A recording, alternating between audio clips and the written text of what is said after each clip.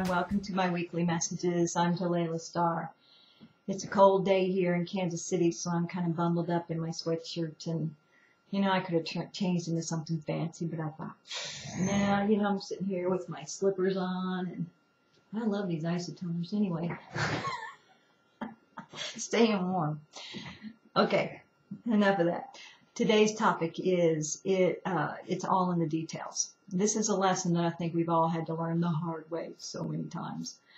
But today I decided to go ahead and share it again because, sometimes when we have this lesson come up, it's because our guides are trying to tell us, hey, we need you to pay attention to the details because we see something coming down the road and we know you would like to avoid it. So we're going to try to help you by giving you an opportunity to become aware that you need to slow down and ground yourself and pay attention to the details of life. In other words, you're going too fast and you're going to end up hitting the wall here pretty soon.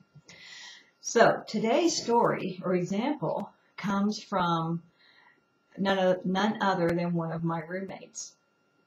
My roommate, we'll call her Maggie. Maggie moved out just recently, but it was the experience around her move out that is the source of this example today.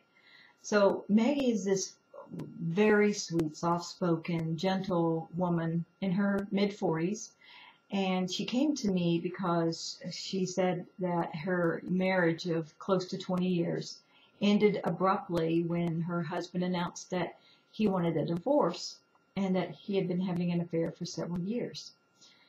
Maggie sat there on the sofa and told me the day that she came for her interview that she never saw that coming. She never saw the sign. She had no clue. And I thought, how can you have a marriage? How can a husband hide something like that so perfectly that you could never see the clues? Well, I didn't think anything more about it because it really wasn't my place. It wasn't any of my business. But, as a counselor, you always think about those things. Anyway, back to the story. So Maggie, Maggie was the kind of person who kept to herself, really, really to herself, like nothing I had ever seen. And she didn't really communicate that much. And, but that in itself was not that big a deal. But it became a challenge, because I saw how it began to affect other parts of her life. For example, Maggie had a very demanding job. She worked for a group of doctors and she was a medical assistant. And so she had long days at the office. And on top of that, she was a grandmother and really wanted to spend time with her grandbaby. And then she also had a young boyfriend. I guess he was in his mid-20s. And this is where the biggest drain on her time came from because he wanted her to be with him every weekend. Well, that in itself, okay. But here's the problem. He lived 2 hours away. So every Friday, she would drive the 2 hours to his house, and she wouldn't come back until Monday night, which means she would stay up there and have to drive 2 hours on Monday morning to get back to work. Well, this in itself is not an issue until things start happening because you don't have any downtime. She didn't take any time for herself. And when you're going so fast that you meet yourself coming and going, so to speak, you start missing the details because you're flying, you're racing through life. Well, during the time that Maggie was here, she lost her keys twice. Now, fortunately, she found them twice. One time, one of my other roommates found them because they were left in the door overnight. But this last time, she lost them the night before she moved out. In fact, she came in late that day and this is the biggest part of the story. When a person moves out, I have a carefully laid out procedure that they can go through that's simply checking off a series of things on a checklist that will ensure that they complete their move out properly so that they can get their full deposit back. I prefer they get their deposit back because that way, everybody's happy, right? No one wants to live with this icky energy.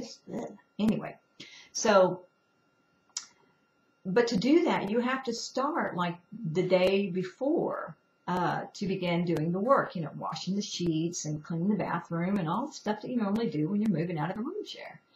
Well, Maggie doesn't get in until like 8:30 at night, the night before she's to move out the next day. So we have an agreement that because our laundry is upstairs by the bedrooms, we don't do laundry after 9:30 because everybody's getting ready to go to bed. They don't want to hear this washer and dryer going. So anyway, I'm downstairs, I'm watching TV, and all of a sudden I hear this whop, whop, whop, whop, whop of the wash machine. It's out of balance. So I'm waiting for Maggie to come out of her room because it's right across the hall from her room.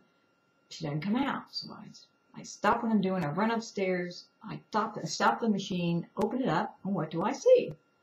Not only is it out of balance, but it's overloaded. And it's overloaded with rose-colored items with the mattress pad, which is white. Now, we all know you don't wash your mattress pad with the colored items. You wash that separately. It needs to be washed in hot water. It was all being washed in warm. So anyway, so I pull that out and I tell Maggie we'll finish the towels and the sheets, but we're going to have to do the mattress pad in the morning because it's going to be, it's time to go to bed. So that's cool. And I said, and also remember that we're going to show the room tomorrow at 5 o'clock, like I told you yesterday. And so she says, oh, no problem. I'll have the room ready to go to be shown tomorrow morning before I leave. I'm like, perfect. I get up the next morning to receive a text from her. But we'll talk about the text in a second. So I come out of my bedroom, and I'm a little late getting up, and I see Maggie, and Maggie's headed down the stairs to go outside.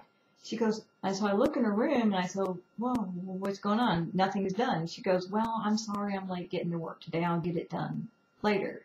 I said, well, I'm showing the room at 5. She says, well, I said, don't worry. I'll put everything together. Just go.